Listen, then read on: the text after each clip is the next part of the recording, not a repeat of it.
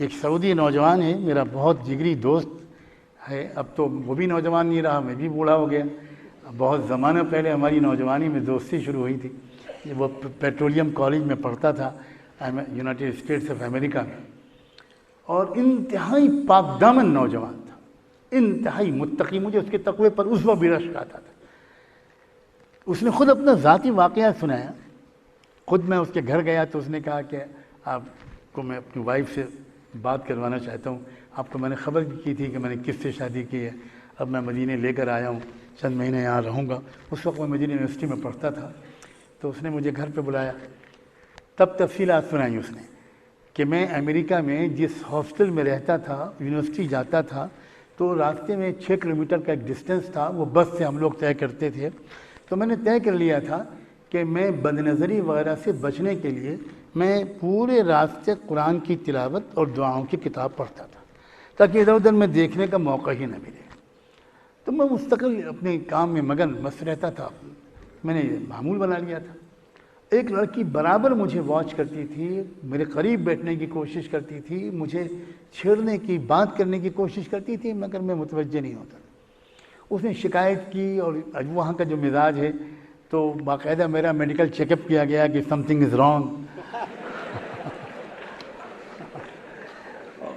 اس secretary کے پاس بھیجا گیا، ماہر نفسیات کے بعد بھیجا گیا، اور رپورٹس بنی کہ بھئی یہ لڑکا اتنا شائی کیوں ہے، بھئی دیکھو کیا کمی ہے اس کے اندر، ابھی تو ٹریٹمنٹ ہو سکتا ہے، بعد میں تو مشکل ہو جائے گا. یہ سب مرحلوں سے گزرا میں، لیکن میں اپنے اللہ کی توفیق سے، اپنے تقوی پر میرے اللہ نے میری مدد کی.